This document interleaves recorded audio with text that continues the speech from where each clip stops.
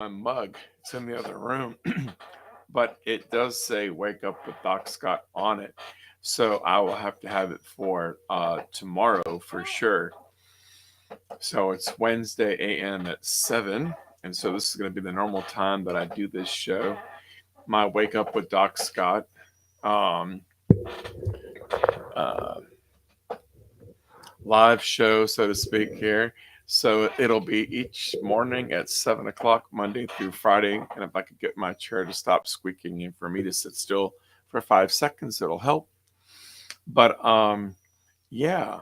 So at any rate, so for this episode, I wanted to go through a few verses in Ephesians 4. I've been, now that we're back to school, and whatnot. We're out of the summer. We're back into normal life of sorts, back into the grind and all those things that are just like really, really fun, right? Essentially, it's on, right? So I've been feeling a lot of swirl. Very interesting, few days here, and I think a lot of people probably been having the same kind of days. Um, lawlessness has been on parade for a while, and we've seen the impact of lawlessness as an agenda has gone forth to kind of perpetuate that place and keep us in that place. And we're going to begin to see a greater and greater distinction in some of our systems as they begin to implode. I'm seeing this collision course with light and dark, lawlessness and those that carry like light. And sometimes I just forget that we are a walking confrontation. Um, have you ever had that feeling you go to work or you do whatever you're doing and you're like, there's something about these interactions with people sometimes that I think, are they responding to me personally? And they might be, maybe they don't like the way I did my hair. I mean, I get it, sometimes I don't like the way I do my hair. But other times it's like it's this realization. Um, I gave this example of what happened to me one day in Publix a while back. I think it's a good one, and it kind of gives the example a little bit more poignantly, and then I can apply it more broadly. But I remember one time I'm in Publix, and this guy comes down the aisle, and he's all covered up in his face because he's nervous. We won't get too political about that or otherwise, but you know what I'm saying. He was all masked up, etc., and he's essentially like cussing at me through the all the stuff he's wearing. He's cursing at me, and I'm the guy that, like, I get caught off guard by something, and so when I do, sometimes I don't know what my response is going to be like. It can be interesting. Ask my wife. So he's cussing at me, and and again, I'm the guy that, like sometimes if there's a confrontation, you're not supposed to like engage it. You know what I mean? And if you look into a confrontation, you kind of actually do engage it. But because of the way I'm wired, I'm like, I'm trying to figure out what's going on. Like, what are you doing? And in so doing, I'm making myself more available for the confrontation. Yeah, it works really neat. So anyway, because I think I was so caught off guard, this guy was cussing at me in the middle of the grocery store. I was like, this is not true. Not true, right? So I wait a minute as the person gets a little further down the aisle. And what do? I turn around because I want to see if he's still cussing at me. And of course he is. And so then I wait a little bit more as I approach the other end of the aisle, toward the end. And I turn around again because I'm going to see if he's still cussing at me. He's at the end of the aisle and he's still cussing at me. It's like, Scott, how many times you got to turn around and see that this man is cussing at you and he's having a reaction to you? And so I kind of was taking that in. And then I think I saw him another time, and then I was like trying to get in line, and it was like almost going to get in line behind me. And I thought there was a moment where I had this thought because I'm thinking I'm caught off guard. Maybe this is practical. maybe I should tell like the store manager that there's a man going down the aisles cussing at people, or maybe I'm the only one. I don't know. So I'm like thinking, okay, maybe I will do that. And then it hits me. It was like Holy Spirit just kind of speaks to me. It's like kind of like you are a confrontation. And this confrontation, guys, is going to get more and more significant because as darkness has been on parade, it's about to have a great confrontation with light on so many different levels. And so much of the lawlessness that we've seen is going to get interrupted. And there's going to be a righteous standard raised in the land. And I don't mean that in a religious way. What I mean is when Jesus is bringing a righteous standard, when the enemy comes in like a flood, you're going to see righteousness and darkness have light and dark have a head on collision. Okay, because that collision is becoming more poignant, particularly in the systems of this world that are crumbling. So, and so you're just going to see more of a light and dark clash.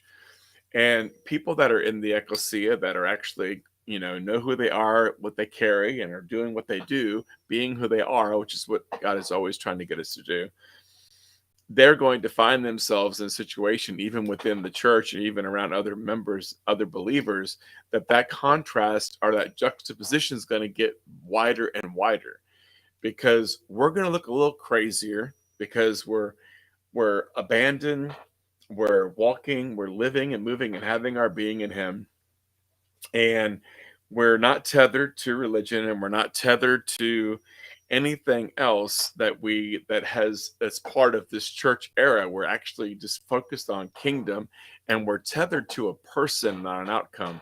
And so we've been prepared for this crazy landscape that is going to evolve and change radically. And so what does that mean to prepare a people, a body, for something that is so fluid as the kingdom, and as the kingdom needs to function? Is the shift is we know who we are, we know what we carry, we are the shift, we are the revival. I say this all the time, we are all those things. That is one of the hallmarks of this era. And we're living in a time where absolutely everything has changed. So we've had the grand disorientation. We've done that for a couple of years, right? It's not ironic that the church got shut down overnight all around the world because Jesus was wanting to wipe our slate clean. Get it? He wanted to have a clean slate. We have to get totally disoriented. Not that he brought it, but we had to get totally disoriented in the sense that he used the disorientation that was already part of the enemy's plan. It reminds me of Frodo and Gandalf's conversation about was a little creature's name? Gollum. You know, Frodo's like, why don't we just kill him? He's been following us for days. Like, he's right there. Let's just get rid of him. And the wiseness of Gandalf is you don't know what purpose he serves, for one. So evil doesn't get eliminated all the time, right? We would like for God to function as the cosmic Santa Claus in the sky and just kind of come take it out. But he doesn't violate free will. He allows the wheat and the tares to grow together, and he separates them at the end. We still have to be the wheat among the tares, and we still have a job to do even among the tares. So, but he also says to Frodo, like, you really don't want the responsibility of life and death, do you? You don't want that to be your burden. You can't bear that one. It's too big of one for you. It's something that goes higher, right? Up on the pay scale. And it's certainly not for hobbits. So, and he said he plays a purpose in the end. And we see that in that movie. It plays out.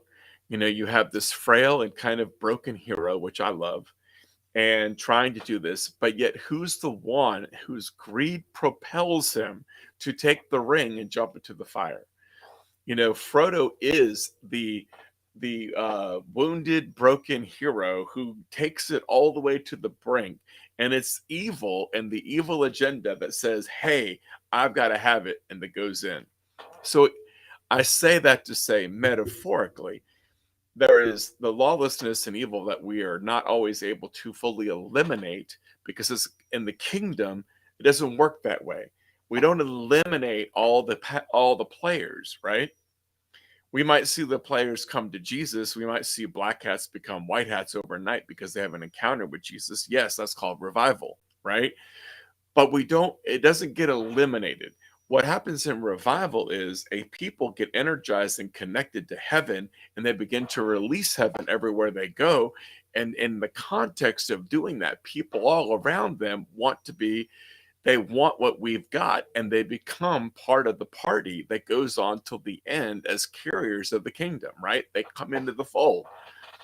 And so darkness does its thing, but light increases. There is no darkness that light doesn't fully consume. That's the way that it works in the kingdom. That's what it means to have a very glorious and victorious eschatology. For us, it gets brighter and brighter and brighter as it goes. We see more power, we see crazy miracles, we see unusual miracles. We haven't begun to see the greater works at all. We are scratching the surface, and by greater doesn't mean just more of.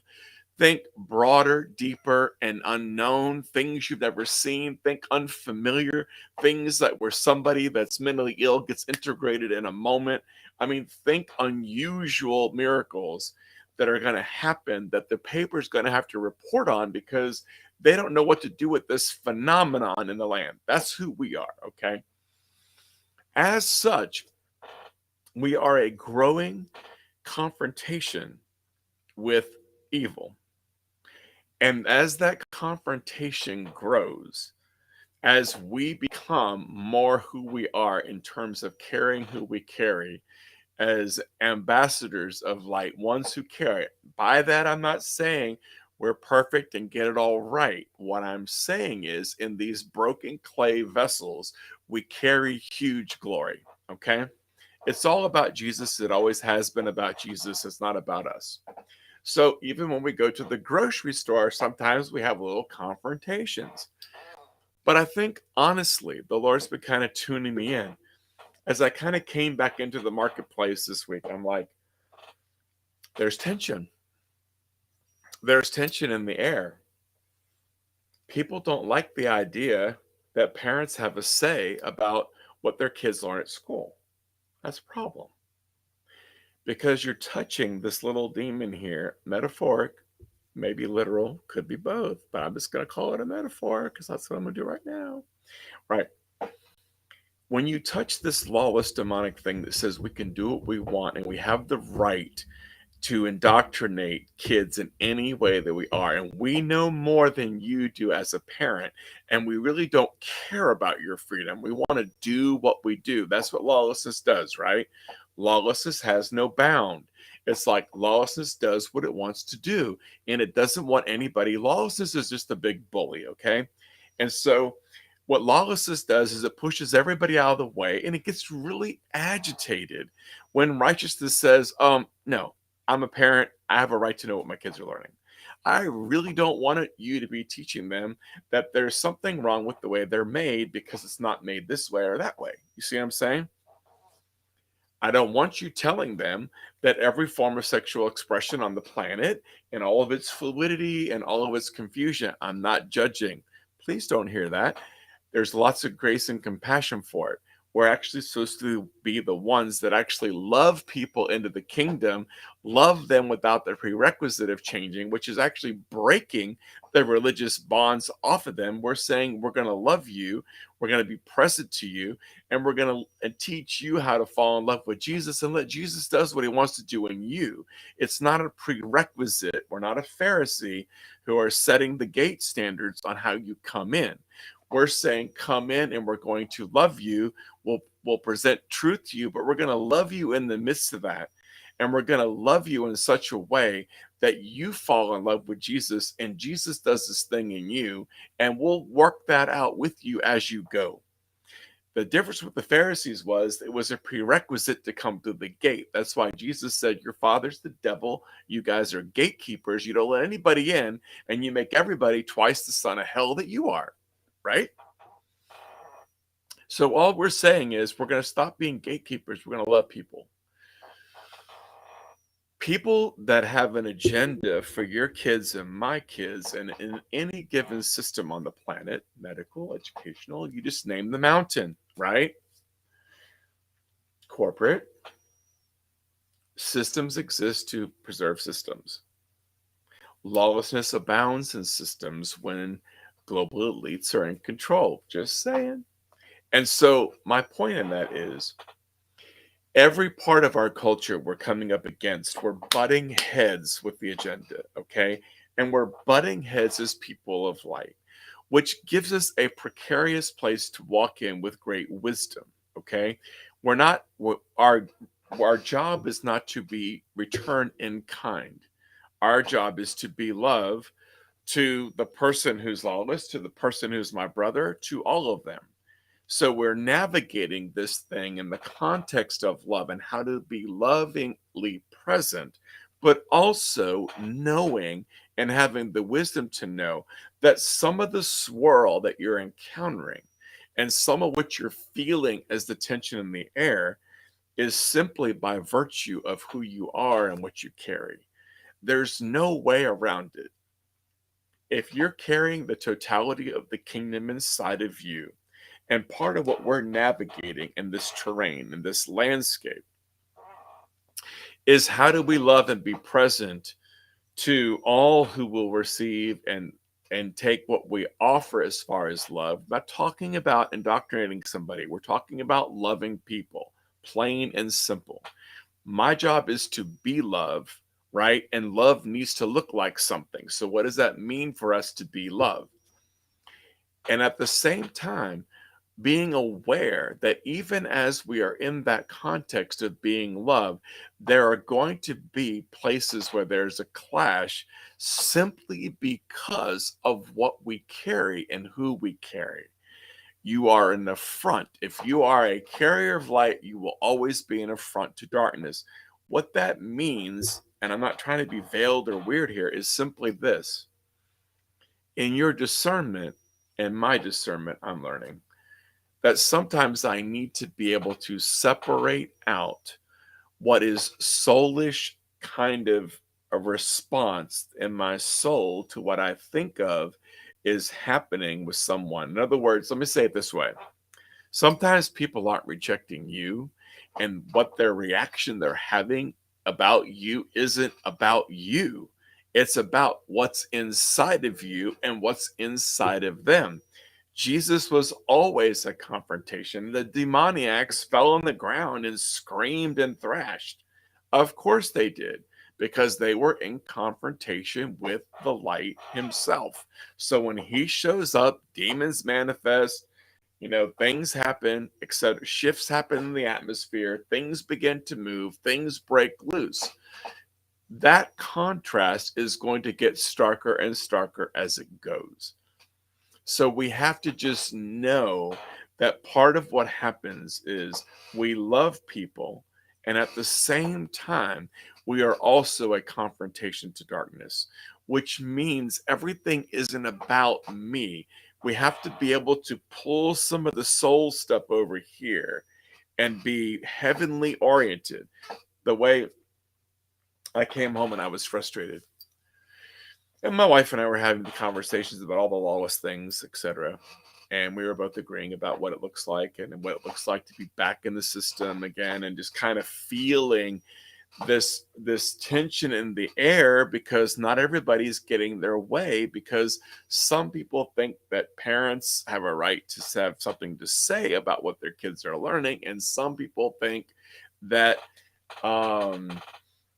we should a little higher, like what parents would actually, how to say this, it's not just conservative values, but it is this thing when somebody's trying to usurp something that belongs to you, that is part of kingdom. Me, my kids, it's all kingdom, right? The kingdom is being established on the earth, and there is something or an entity or an agenda that wants to usurp something that is God-given and disrupt every God-given institution, whether it be marriage, whether it have to do with the realm of sexuality, whether it have to be whatever. Everything that has to do with the blueprint of heaven, when there's an agenda that wants to annihilate that blueprint on any front, in any realm, in any way, there's going to be a conflict that can be felt. And so we were just commenting on, I was commenting quite a bit, yeah, about just what we were feeling and just trying to navigate through it, because you're always trying to lead other people through something that you're experiencing firsthand yourself. And it's like, okay, what is this? What is this? And then she said something very smart. She said, you're going to have to ask Jesus how to handle it. Systems also have demands. Some of the things that are demanded are things that are an affront to who we are and how we're wired and what we're made for. Okay. But if you're wherever you are, right, whether you're in a business, whether you're in a school, whether you're in a hospital, wherever you are always going to be subject to things. You're always going to feel whatever the prevailing kind of principality and kind of agenda in the air, whatever form, fashion, or flavor of lawlessness that's kind of in and embedded in that system, you're going to feel it. So my point in all of this is simply this: we have to be able to get our soul out of the way to objectify what's actually happening. And it's not always personal. It's like, what part of this is really spiritual warfare in terms of what's happening in the spirit, and what part of this is me. And I just want to submit that there's a larger part that has more to do with the kingdom and about what's inside of you. And it's going to create a reaction no matter what. Sometimes that reaction is someone's going to get healed. Sometimes that reaction is you're going to have somebody walk into your midst that never has an opportunity to do that. And suddenly you find yourself in a scenario where they're pouring their heart out to you. Whatever it looks like for you to be who you are, wherever you are, you're going to encounter people. Okay. And so it's not always going to be about you. It's going to be about what the kingdom's doing. And that's why, Jesus said, look, I only do what I see my Father doing. It's a good question for us right now. As these worlds are colliding, and as we are attempting to love people in the place where we are, whatever moment or day that we're in, you're trying to love people where they are. And at the same time, there is a reaction and a clash of dark and light coming together that's creating a swirl around you. It's the discernment. The only way we navigate that territory, and that's what is the hallmark of this era in the church, not church, but in kingdom life. Not that there won't be a church. I'm just saying it's an emphasis on kingdom and not on hierarchy. Okay. So in this arena, part of our navigating, the reason we have to function from revelation and not from what is in my soul. And I love the way Radonna and Jackson, have had this conversation before. The emotions are the little things on the dashboard, right? The little places we get triggered. We don't throw them away. We don't stomp on them, but we do navigate through with them and determine where they should be. My spirit comes to the front and my soul comes next. And sometimes I have to remind myself which one is leading which so that they're not out of order. Okay. So, in that context, the way that I evaluate my emotional and in my headspace content, because you're not going to be able to help feeling what you're feeling and being in this world. To be in the world and to be out here doing and being who you are is going to be a confrontation and swirl all of its own. The key is to live from third heaven revelation, to be able to hear what God is saying in the midst, to navigate. So we're not exempt from that. In fact, we need to be hearing all the more. This is why we've been made for this time. This is why we cultivated intimacy on the back end of the desert for however many years it's been. This is why we've done that in our various prisons, right? Like Joseph. It's because we learned how to dig deep. And so everything that we learned to dig deep to do, and the reason for, is now called into play in this time in a way that is different than any other era of the church in terms of our functionality. We are prophetic and intercessory, and we function from third heaven revelation as we walk into a confrontation with darkness on every front. And in the middle of that, we are love, and we are demonstrating what love looks like. That's the whole point. So I've just been aware of this navigating. The navigating equation has just been more highlighted. All right, so I want to close with a couple verses here. I'm going to go down to Ephesians 4. Verse 8. Let's start there. This is the mirror version. So if we get drunk reading it, it's just what happens when things are just really anointed. So, bear with me. But scripture confirms that he arrested every possible threat that held mankind hostage.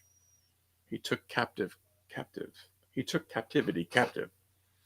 And in his resurrection, he led us as trophies in his triumphant procession on high. Consider the genius of God. In the incarnate Christ, he repossessed what belonged to us by design in human form. This is his grace gift to us. I have to read that again. And in his resurrection, okay, let me start from the top of that verse because Scripture confirms that he arrested every possible threat that held mankind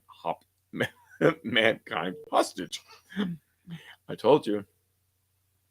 And in his resurrection, he led us as trophies in his triumphant procession on high.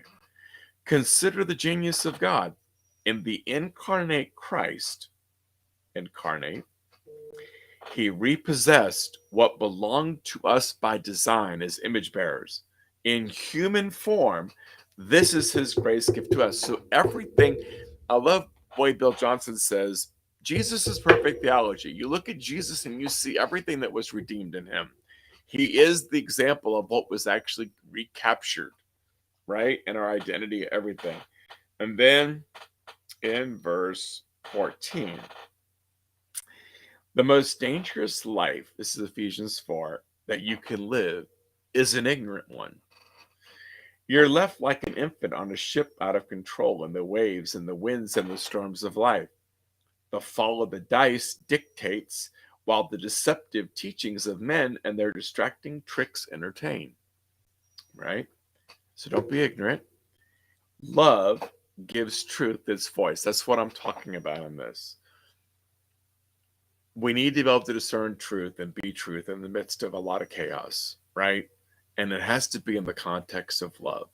And at the same time, we're navigating from a third heaven revelation so that we can enter into every system, every place that we are being who we are. We're going to encounter the lawless system in the land that the enemy is propagated, but we are the righteous standard that Jesus is raising up.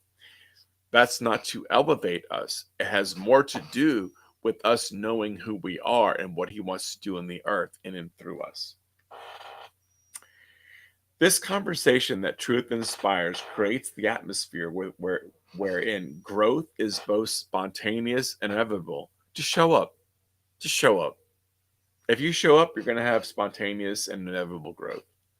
The whole person is addressed in Christ, who is the head of the body. He is the conclusion of God's communication with mankind. From him flows the original composition and detail of our design. You want to know what you're supposed to be like or what you're made of? Look at Jesus. Like words entwined in poetry, they connect layer upon layer to complete the harmony, following the rhythm of his thoughts like footprints. You'll have to go back and read that one again. That's Ephesians 4:16.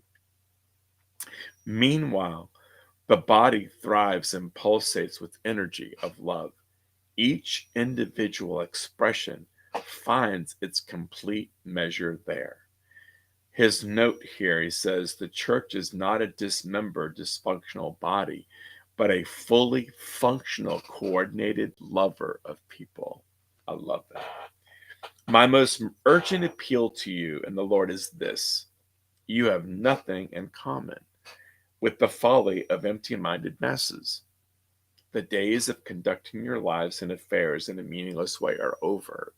Everything you do counts. Everything, even the little things. In fact, the little things may even count more than the grand gestures.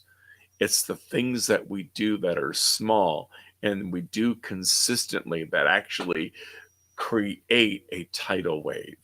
It's the way of the kingdom. He takes things and inverts it.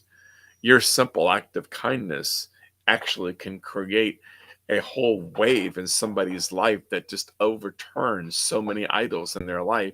And then that ripples into the next person. Do you see what I'm saying? One act in the kingdom can have huge weight.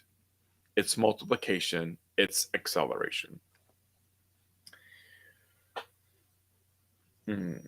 Okay, the life of their design seems foreign to them. This is what we have to always know. It's the grid work for who we're looking at. When you're trying to love people, it's hard to be judgmental and hold things against them when you know this truth.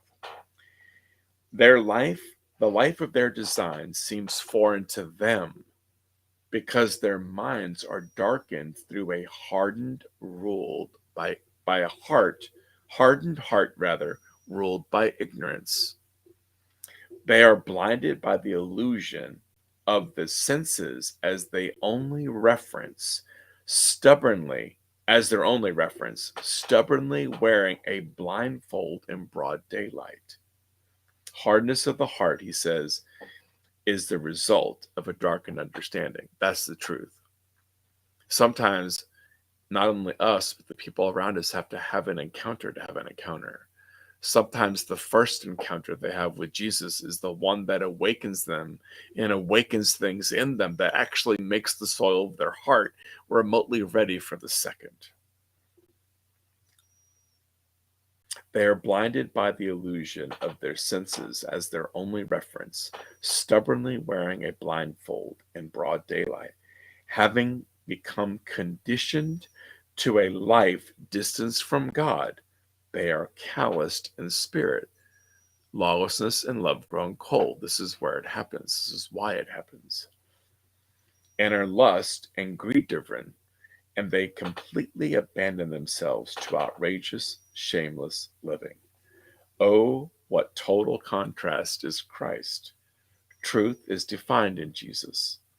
It is not possible to study him in any other context. He is the incarnation.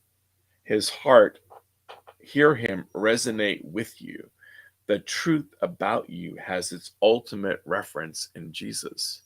If you want to know you, you get to know him, and then you get to know you. All right, I'll leave it at that.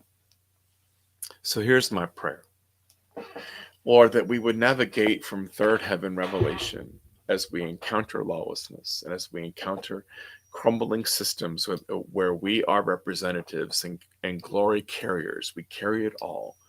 And that you would sift our hearts and minds, that you would enable us to bring our spirits to the front, our ears to the top of the grid, that we would hear what you're saying and we would do what you're doing as we try to navigate the terrain and the swirl of lawlessness around us, that we would be fully present to love, but also discerning in our heart, that we could separate that which is in my soul and in my emotional life apart from the revelatory piece of third heaven revelation, so that my reaction to everything around me comes from a place of revelation and not just from my soul that is in reaction to what I'm being confronted with as I enter into places of darkness as the light and the glory of heaven, as the revival, as the shift,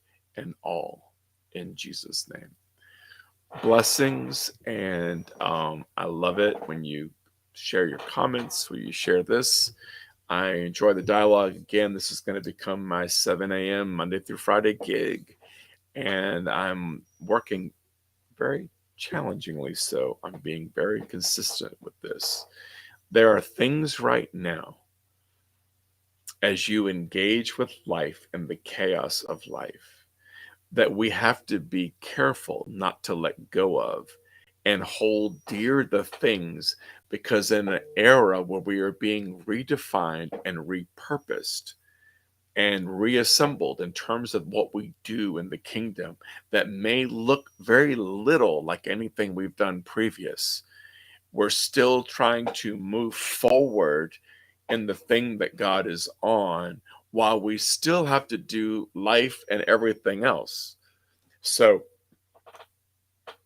let's just say this: your journey on the path is going to be interrupted by the dream. And there are times when your journey on the path is challenging because there's so many other things to attend to. Know that he is not distracted, but yet remains singly focused on the thing that is in front of you and on the thing that is being birthed in you, that is leading you into a place on the path where the dream will find you. Simply said, many of us are doing the thing we've got to do as we move toward the thing that we want to do and that we're made for. And we have both of those things in tension in this season. So we want to be diligent and not let go of the thing that we know we're being led into while being fully present to the thing that we have to do. That's a lot of grace on steroids. All right. Blessings.